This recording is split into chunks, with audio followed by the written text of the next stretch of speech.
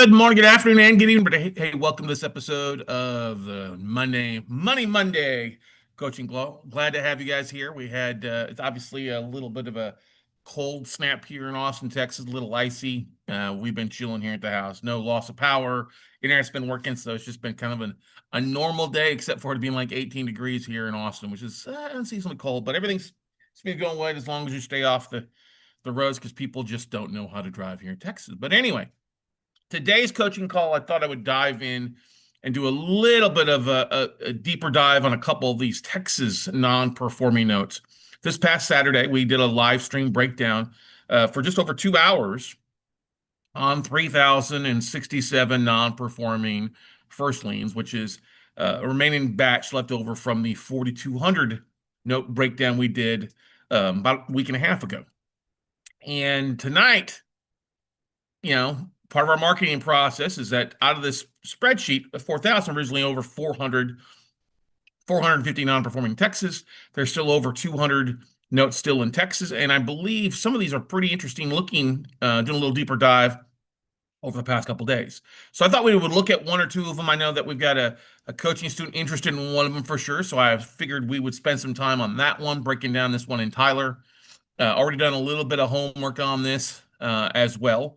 And one of the great things, guys and gals out there, is that if you are a coaching student, you get first crack at the bids, stuff like that. And then our monthly membership, get the next round of acceptance. So we did send out the spreadsheet of just the Texas assets. I probably should have gone in and filtered through the full 3,000 with all our formulas and all the other things that we did this Saturday.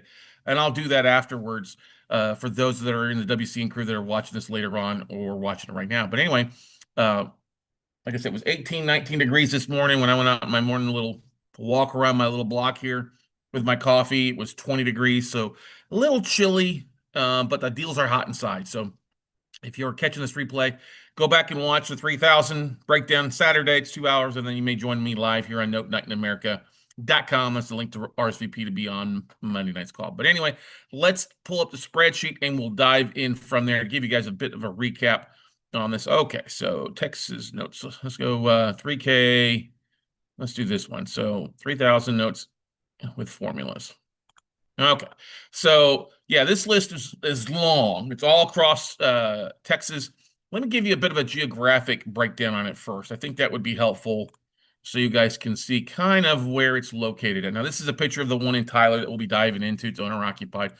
But when you look at the map of all the ones in Texas, it's literally in just about every major spot in Texas, major cities from us, Dallas, DFW, even up in Amarillo by morning, out in West Texas, as we call the western part, El Paso, we kind of give that to New Mexico in a different time zone, San Antonio, Houston, Corpus Christi, even down in the valley, Laredo, Reynosa, the next down there, Waco, all the way up I-35, and then even out in the piney woods of East Texas, stuff like that. And then out in Abilene, Midland, Landman area. Now, the great thing about the spreadsheet, there's a lot of information. Now, we have the last paid, when they're due, if it was a purchase mortgage, great, if it was a refinance, stuff like that. And so there's a lot of information to help you judge whether these can be potential great deals for subject to deals, where they're at 90 to 120 days past due. The reason I say subject to that versus a non-performing note purchase is you're probably not going to get as big a discount when they're only like 90 to 120 days past due. Just not that big a discount. And that's okay. Texas is the fastest foreclosure state in the country. All right. These borrowers are all behind. And yeah, you can make offers to buy the note and stuff, and there's nothing wrong with that at all. Completely fine. I think that this tape, though, makes more sense. Not only approaching it from the non-performing side, especially the ones that are beyond 6 months in default, why the lender hasn't already started the foreclosure process. Well, they're not a Texas company. They're outside of Texas. But there's a mixture of REOs, which means they've already foreclosed on a chunk of these. We do have the legal status where they're kind of at initially, not with in the process or in foreclosure. We don't have every date for everything. But it does give us a lot of information. And let me jump on over to that spreadsheet. Okay, this is for those that are looking at the spreadsheet I sent this morning in the WCN crew Basecamp, just disregard that, and we want to look at this one for the time being. So I've got loan number, city, state, zip, all that good stuff, the AVM values. Whoops, let me do this, because what I did, is this the right? Yeah. I went in this morning and tried to pull values on one tape. I need to go over and do a little bit more. So, but when I was pulling addresses on some of these that didn't have values or AVM numbers on it, I found that there's a 17-acre kind of mini ranch up by Texarkana. There's a couple that like 12 acres outside of Waco. So there is some parcels. I mean, when we were looking at this tape on Saturday, there's a property in North Carolina, it's 33 acres. So reasonably priced, I thought, for the most part, from what I can tell. So there's opportunity all across the country on the bigger list that bids are due on Wednesday, for those of you guys that don't know that. But anyway, so we go have the original balance, the current balance on all of these. If it's a fixed or ARM, the estimated legal balance I added, I should highlight that in green because what I did is took the number of months behind times the P&I payment, and I added that plus the recoverable balance on any advanced lender advanced escrow like taxes, insurance, stuff like that. And then what I did equity-wise is we took the legal balance and subtracted that from the AVM or fair market value they pulled. I think they just pulled Zillows on these, but that's okay. So it gave us an equity position percentage. All right. Whoops, what did I do here? That allowed us, with there is equity, to get a rough pricing guide if you're buying the note. We ran some numbers on the offering side of these things here. Some of these numbers are off, and I can just copy those numbers all the way down because some were subject twos. We're like, okay, we're not going to offer on the note side of the stuff that's at 90 to 120 days late. It's more of an aspect of market directly to the borrowers. Now, the borrower's name is not on this list, okay? And that's okay. You have to go back and research that yourself. And the one that we looked at earlier, I've already gone and researched it and found the borrower's name, if they own any taxes and stuff like that. And those are things that we'll walk you through kind of this morning, okay? If it's an REO, what are you offering on it and net and stuff like that? 12-month P&I if you making payments. The yield if you're buying the note and they just make 12 months of payments. The yield if they you can bring 16 months to the table at a minimum. Okay. What does that look like in the cash flow? Let's see here. Let me go over here. Loan type, loan term, remaining term, original rate, current rate, P&I payment. I highlighted that in green because you're going to need that. That's on here already. Total payment, that's PITI. FICO scores are great. The date is not on there. We can hide that. Original LTV, current LTV, all that good stuff. Front end debt to income, that's nothing on there. Back end debt to income ratio, don't really care about. Back payments due, we figured that in by taking the P&I times the number of P&I. Occupancy, property type, number of units, we can hide that. Loan purchase, loan purpose of purchase or cash out. Refi type, doc type, we can hide these QM flags. We don't need these there. There's nothing really in there. Sales price, if it was a purchase, origination date, first pay date, paid through date, and then you can see next due date, which is highlighted in green is valuable. And then we have these first ARM reset dates. We don't need those. We'll hide those. Then we have number of months behind that we figured in there. Mortgage insurance flag, if there is coverage for that. Loan status, this is important. Bankruptcy, we're going to bold this. So you can have an idea. BK status, and if it's in foreclosure status, suspended, active, no. You see that for their active or suspended it. And then you have the pay string here. And then they've got these three columns for his numbers of 30 days behind. We're just going to hide those. If a prepayment penalty, any known BECs, any forbearance on this, those are blanks. And then the foreclosure begin date or forbearance begin date, those are all blanks. We're going to hide those. You can see escrow advances. That's usually where they pay the taxes or forced place insurance. Recoverable advances, third-party advances, that kind of stuff. And then the first legal date, that's important in some of these. The AVM values, the confidence score on those values.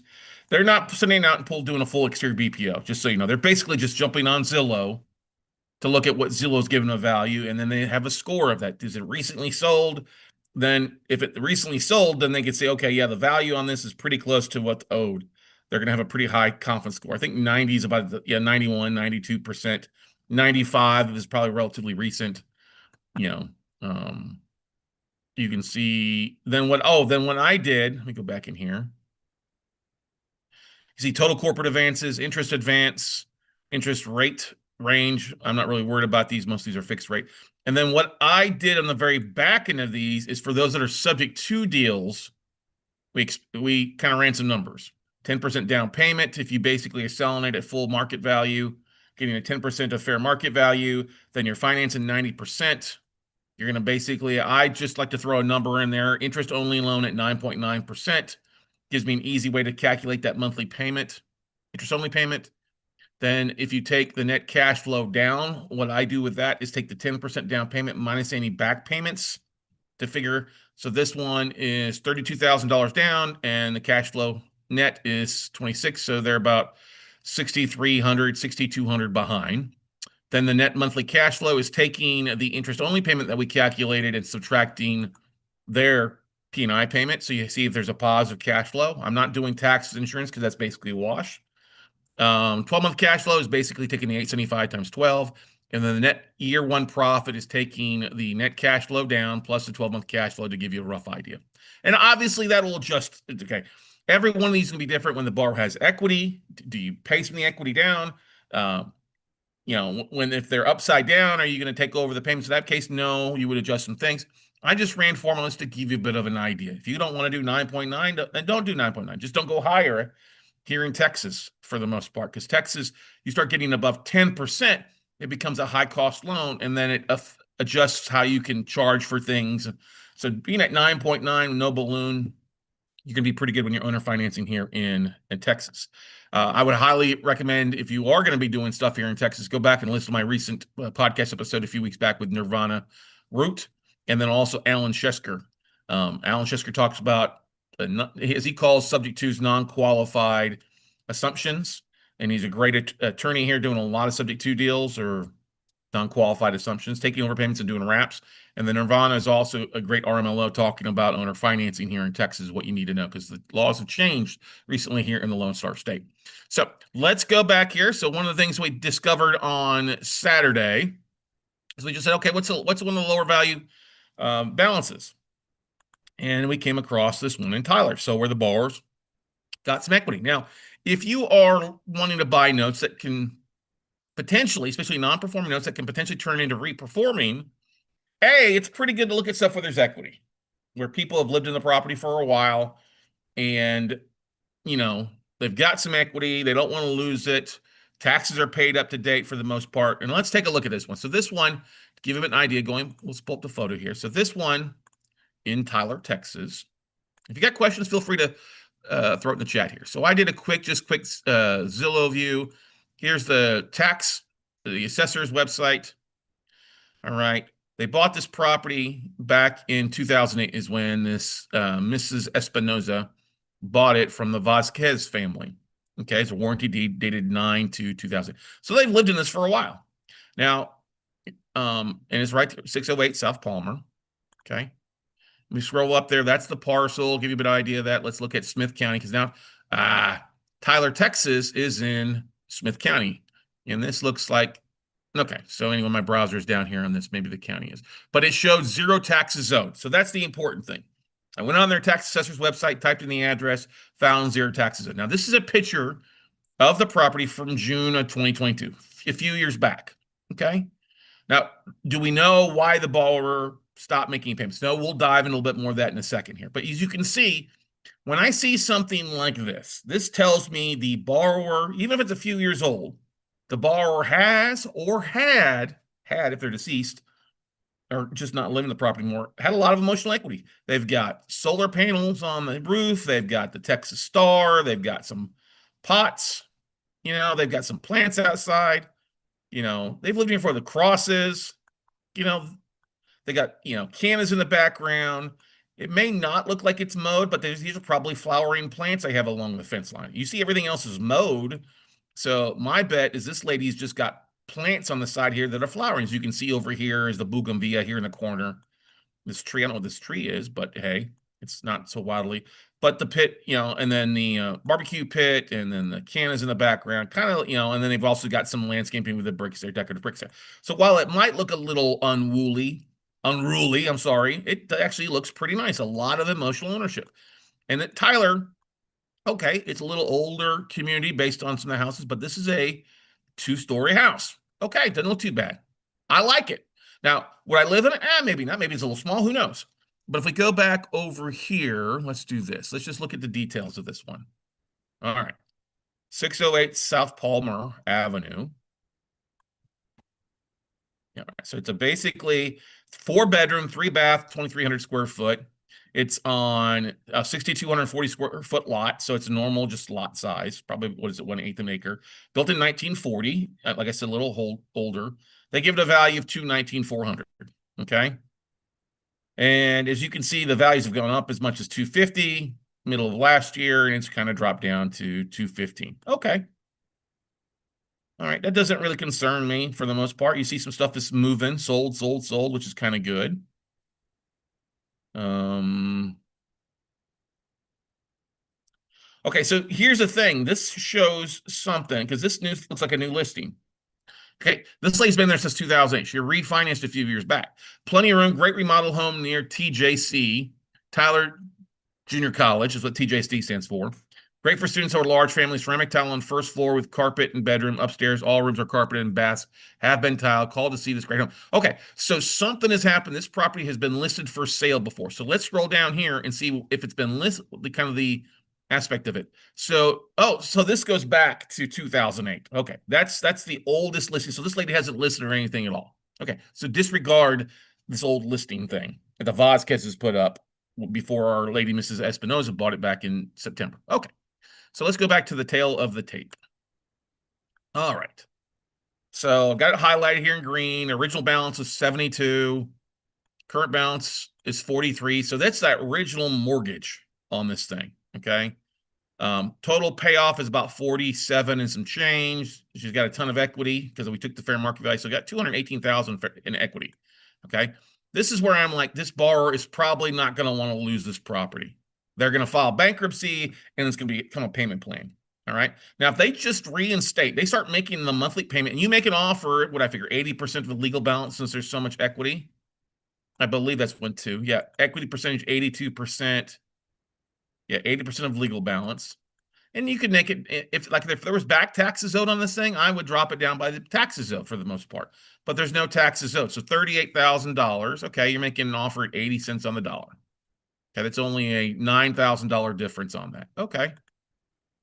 Maybe you need to drop it down more from there. But that's the thing is if you buy it at 38, okay, and she starts making payments. Let's first see how far behind she is.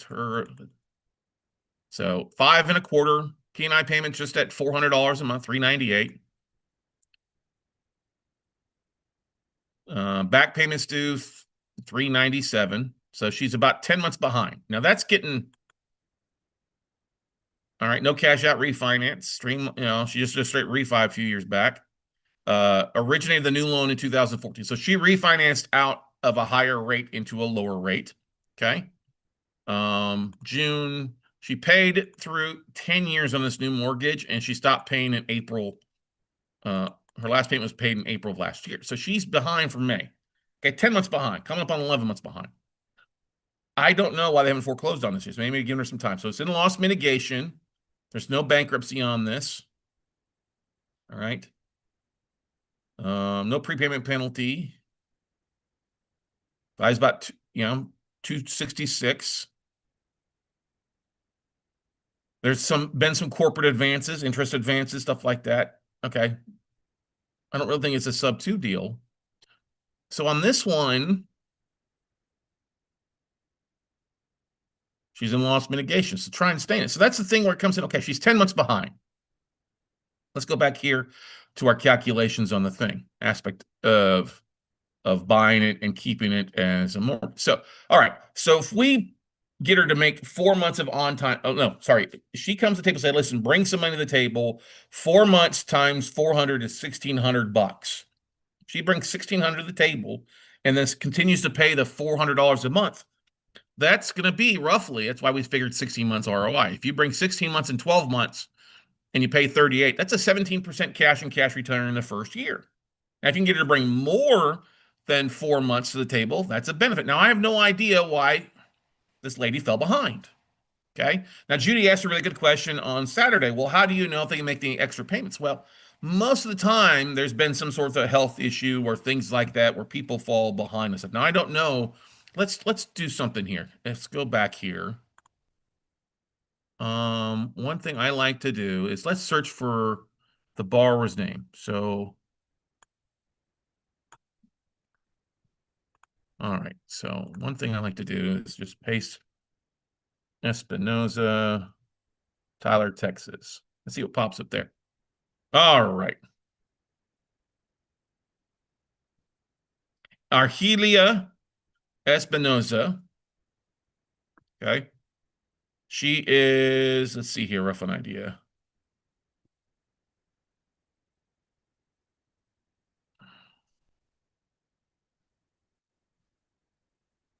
We're looking for some. So this is May 11th of last year. Okay. Tyler woman contracted COVID, lost father knows recalls family's plight. Well, that might be her. Or lost her father. Okay. And so basically had a death in the family. Okay. There's a picture probably from inside the house. Who knows? Okay.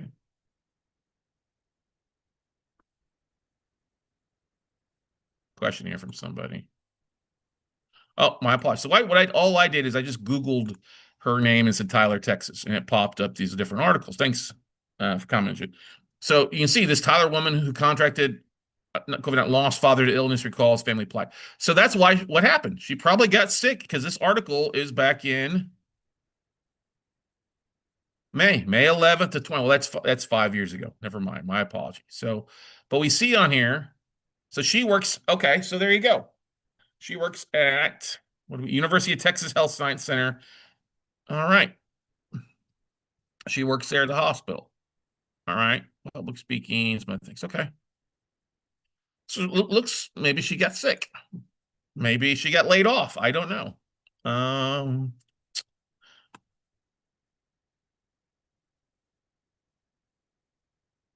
we know what she, well, let's see. University of Texas Health Science Centers at Tyler salaries. Okay. Well, that's just the salaries. Okay. Do they give us anything here? You can see her salary on there. So that's the thing to look at. Okay, so hopefully she's still working. Maybe she got sick, who knows, and just has fallen behind and get back on track. So I like this. If she's still living in there, still owner occupied, um, I like this deal. Now would I offer 38 or maybe I go a little bit lower? I would offer maybe 35, 34 and see if a counter comes back in place. Okay. That's what I would look at because that's kind of an idea here.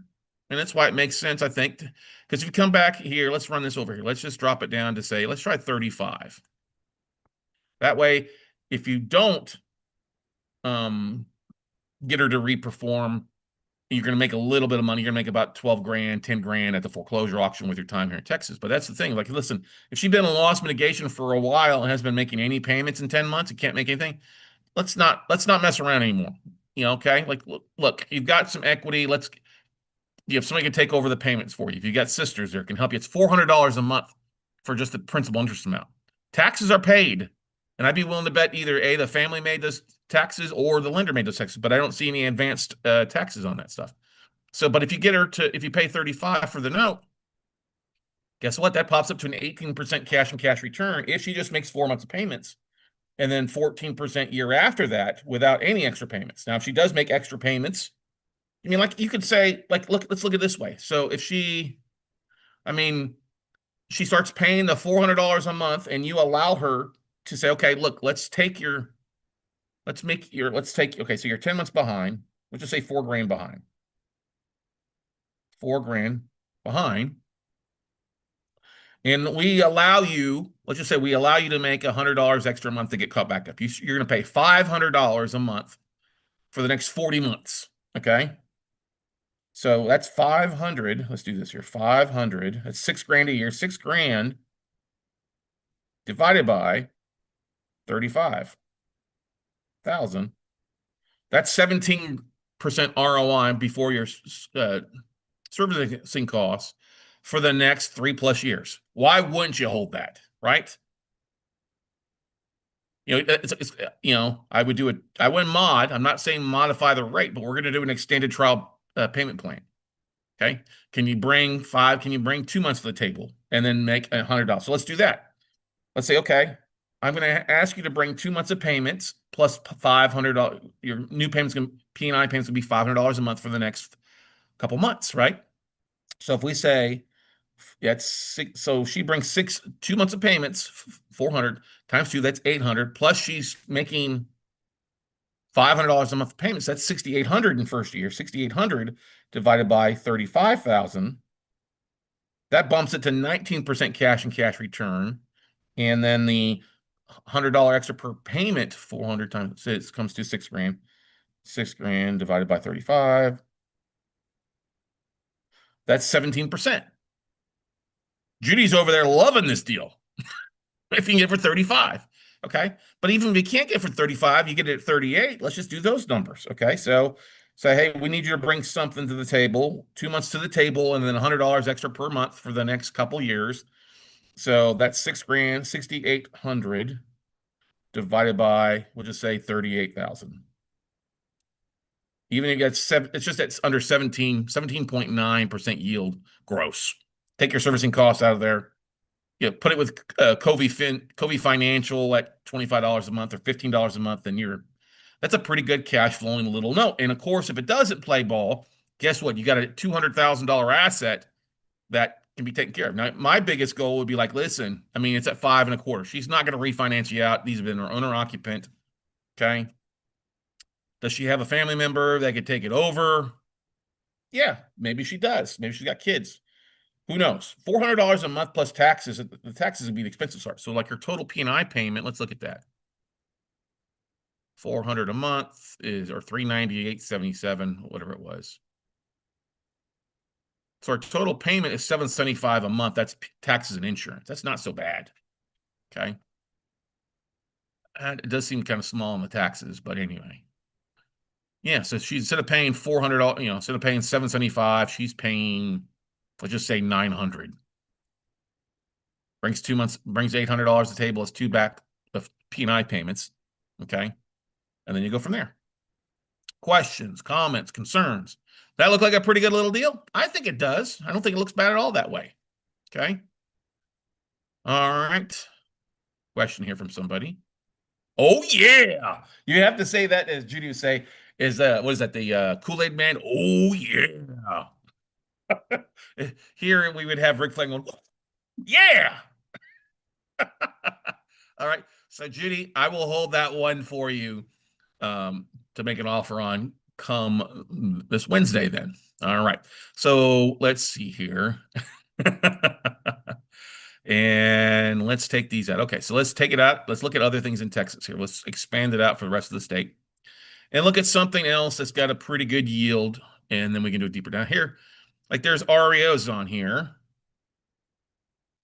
For those that are curious about foreclosures, let's look see how many REOs are in Texas here that are remaining. So there's Rockwall, Greenville.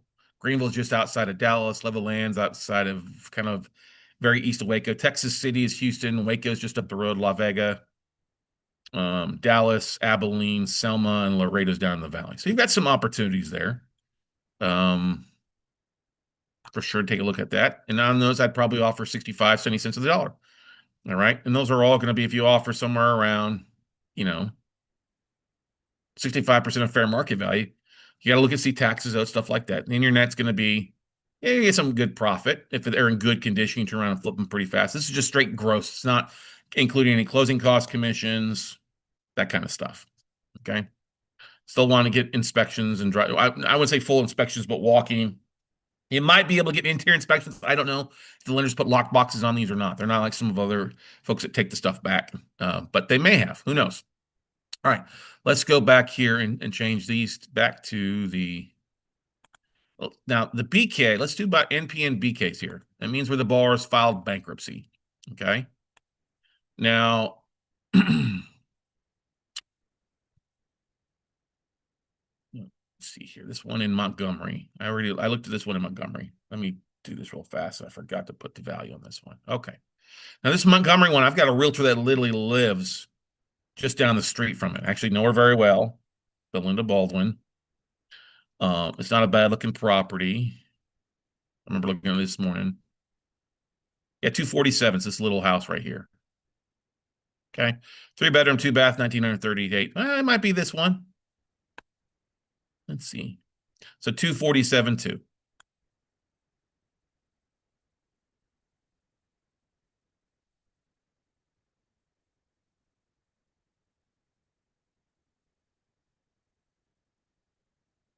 Now, when they filed bankruptcy, 247, 200.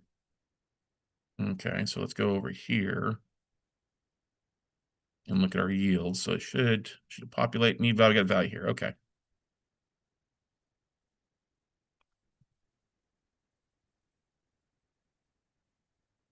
Why is it not letting me? Okay, so equity is equal to, that is equal to, let me go over this one more time.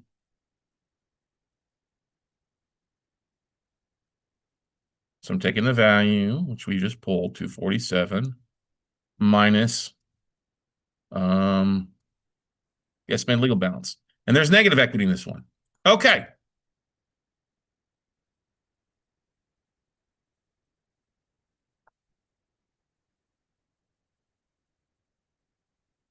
$65% of fair market value. Okay, so fair market value on that one is at the 240. They got negative equity, so we're making 65% of fair market value, making an offer at 160. Okay. The yield on this one, if they just start making payments, is 13%. Okay. But on the front end, 17%. Now, here's the thing. That's if they bring 4 months to table. Now, that this borrower is in a BK plan. Okay. Let's see here. Let me highlight this so you guys can keep track of this.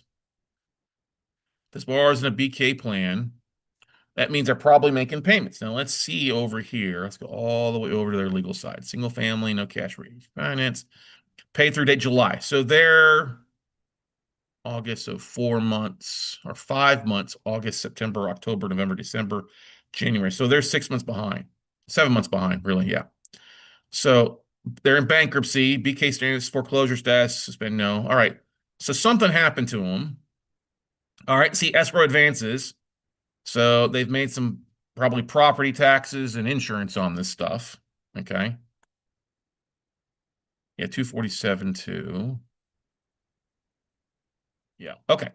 So this one is if they're in a BK process, hopefully they're making payments. Their plan is to, as we like to say, make their monthly payment plus some over basically 5 years. So you basically they're gonna make some mortgage payment, and then for 5 years it's like a payment plan. If they don't fall through in the payment plan, you can kick them out and then go to foreclose. Now here's the thing: you buy this at 160, you could probably talk a deed in lieu to these borrowers, like, hey, you're upside down.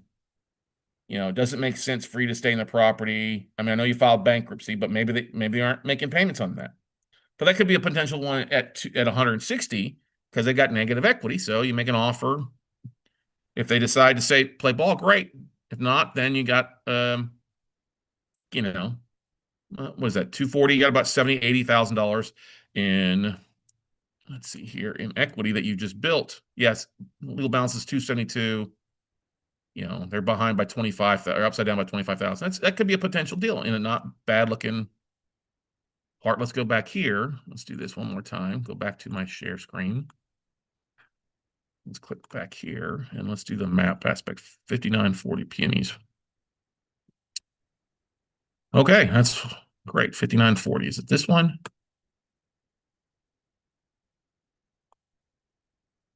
It's this one.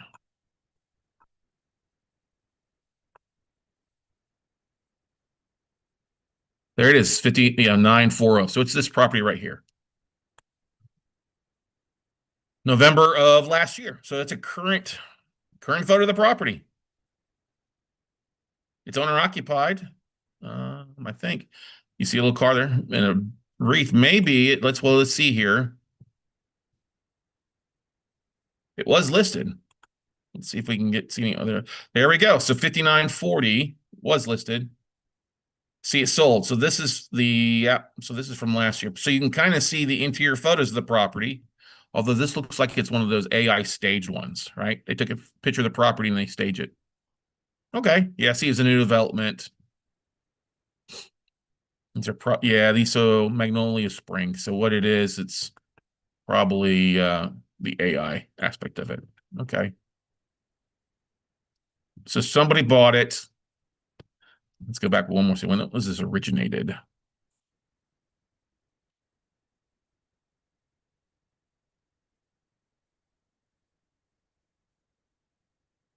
They bought owner occupant. Yeah. Bought it in March of last year and then stopped making payments in July. They made 4 months of payments and then defaulted. That's where it's especially okay. So on that one, I'd be willing to bet when their taxes adjusted, they defaulted. They when they looked at the monthly mortgage payment, they looked at basically the taxes for a lot instead of a new home. And we all know the taxes are going to go up. That's why the taxes look a little low on that one. Okay. And that's going to be Montgomery, Texas. Let's do this search real fast. What county? Let's see. I think it's Harris County. What county is Montgomery, Texas in? And that's it, Montgomery County. Okay, so let's go over to Netra Online.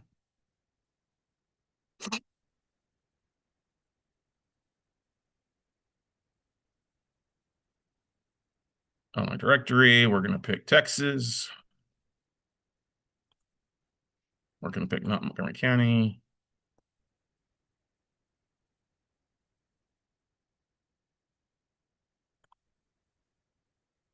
And let's first look at the appraisal district, just for the heck of it.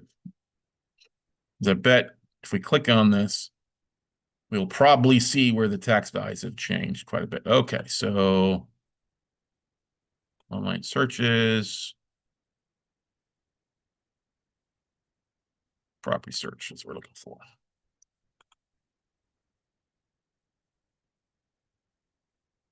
I copied the wrong thing.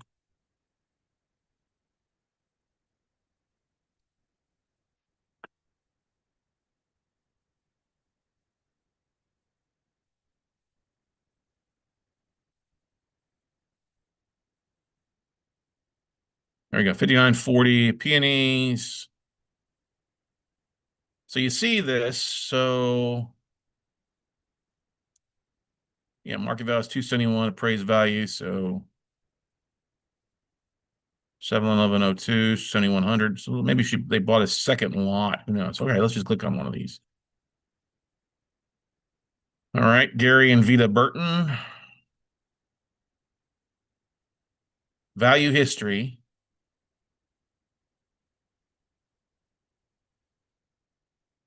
2023 is 36. Last year, it went to they should. So they only figured net appraised value was at 135. We think it's more than that. And tax assessor's office is going to be low in a new housing development because they still got a mixture of things. Okay, so but that's okay. 135. And let's go to back. Let's go see if we can't go straight to the Central Appraisal District. Let's go to the tax assessors.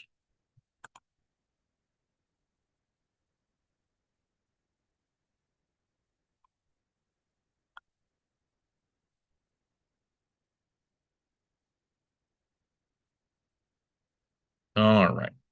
So Bonnie, 40. Let's click on this one.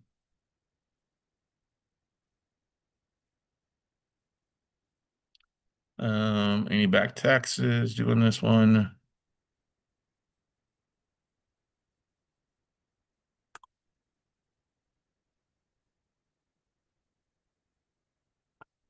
Yeah, let's go back. Yeah, current tax levy 1344. Current amount due 0. Prior year due. All right, so should they just so basically for this current year? Oh, but the lender made the last. Okay, so that's where some of the escrow you see. It looks like last payer for current year that doesn't match up. So they made a payment. Lender or the servicer made a payment on December 23rd to avoid it. So they're behind on taxes. That's part of the back amount. So there you go, ladies and gentlemen. So in that one, like I said, could it be a good reperforming? Yeah, if they're making payments. Now, if they file bankruptcy, the great thing you can do is go to pacer.gov and look and do a download of that tax thing. I mean, the BK filing and looking at what they file for that and go through that. We'll do that later on. We're not going to do that right now. I don't want to dive into that for you guys, but that's kind of the thing. So there's a whole lot of these. If we go back here, and now that we've got that, so we got Texas here. Let's re-rank these, custom sort. Do bankruptcies.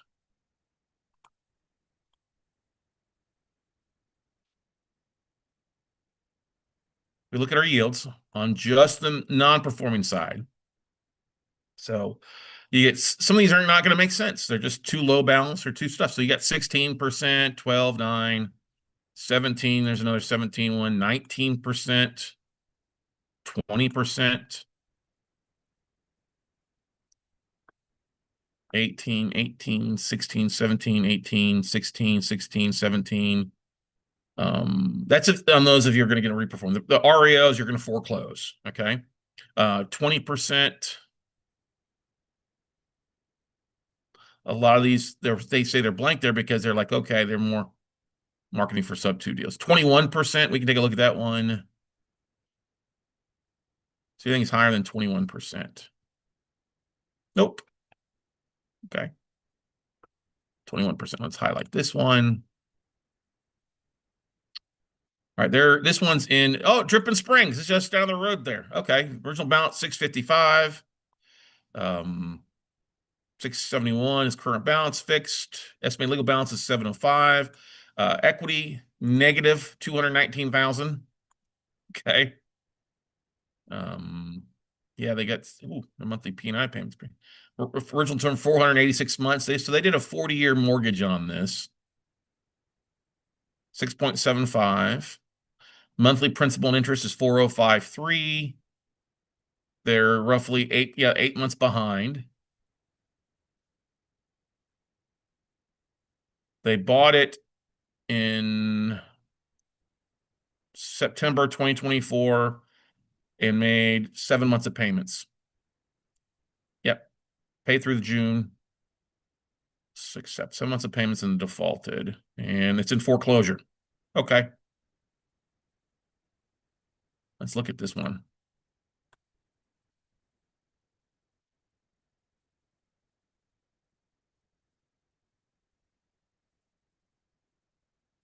That one makes sense to either buy it.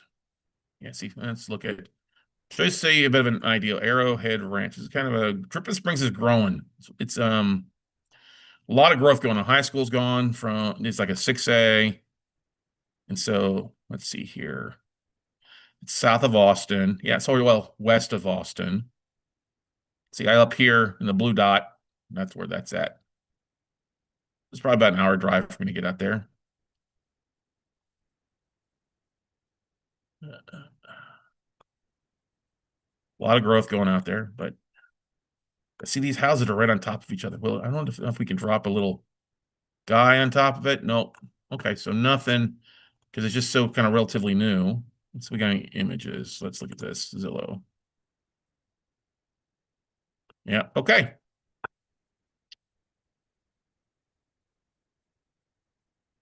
I almost bet somebody bought this.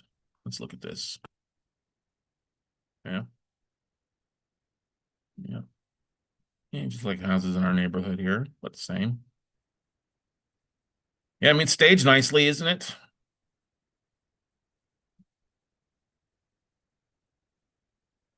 Why they have a mortgage so high? It's probably this is a builder home.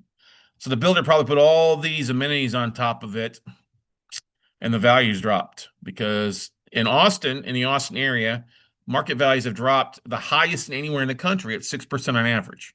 Okay. So if you go over here, let's do one other thing. So this is going to be what county is Dripping Springs in?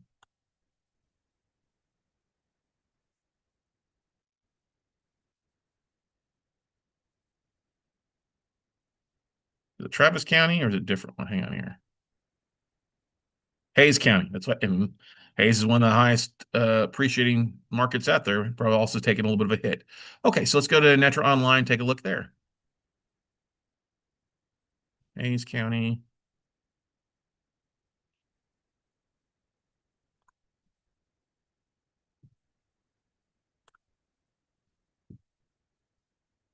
Property search.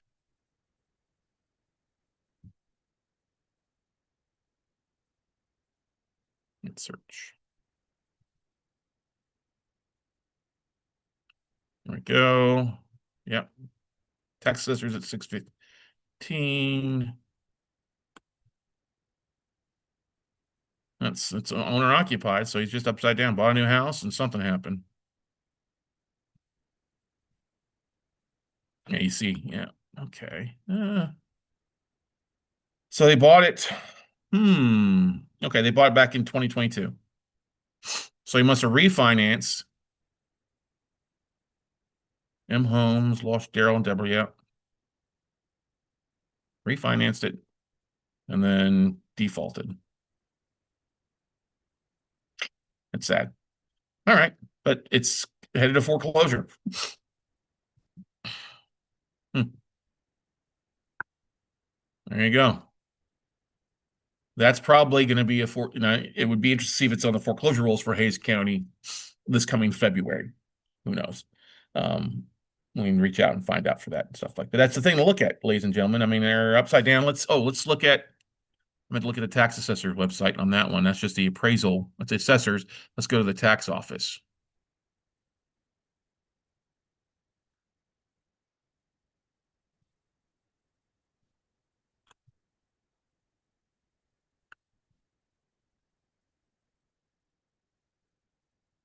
Let's see if they also paid.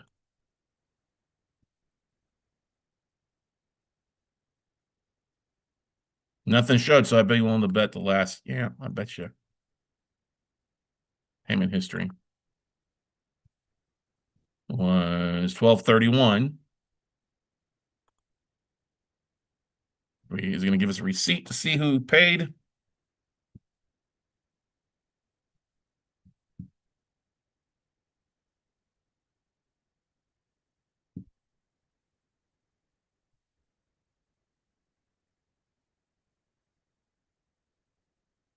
It's not the borrower. Nope, somebody else. So there you go, ladies and gentlemen. A couple different opportunities for you to look at in those things. We'll do a little bit deeper dive on some of these tonight as we go through these 219 plus Texas deals.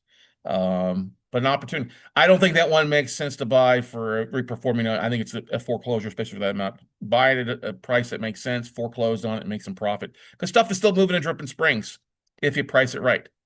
So we've got actually that's where Beth Busu-Coots from US Risk that we've had on the podcast board lives down in Dripping Springs, not that far. Been down to the baseball field a couple times for playoff games. So growing area. But like I said, distress is happening all across the United States. And Texas is a good thermometer to take a look at when you see defaults going up in the fast foreclosure states. It gives you a bit of an idea that, hey, there's more distress. Now, in other states like Illinois, Florida, South Carolina, where it takes a year plus to foreclose, it's hard to get a solid grasp on where things are because things can drag out for a year. You don't have a true, like I said, barometric pressure, an idea of defaults that are happening. It's delayed a year. Well, here it's instant gratifications in Texas and Georgia, stuff like that you see if you're not paying and you see foreclosures going up. Actually, let's look real fast here. Let's see. Let's just go over to Roddy's list, FLS Online.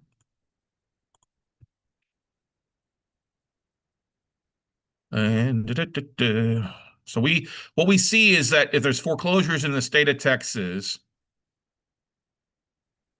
see, this is just updated. All is complete for all counties.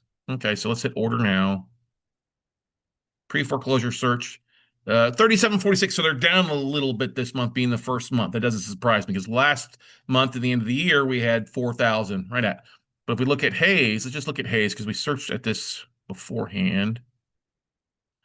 I mean, we looked at this last month. Hayes has 27. So maybe this is one of them, may not. But Travis County, 115. Bexar County, 342. Williamson County, which is just north, is 87. Let's look at Dallas counties as well. I'll do a special episode on this anyway for the podcasts. 311, 640 in Harris. Yeah, it's about the same. It's a little down compared to last month, but still plenty of opportunities out there. So, all right, everybody. Any other questions, comments, concerns before we let you go for the day? I want you guys to stay cool, stay warm, stay out of trouble. Like I said, hopefully we'll see you guys tonight on the webinar. If not, don't worry about it. It's recorded, and we'll go from there. But the list is uploaded into the Basecamp group. I'll re-upload this one with all the formulas and all that stuff for you a little bit later today. And go out and have some fun. Be safe, and we'll see you guys at the top. Thanks, everybody.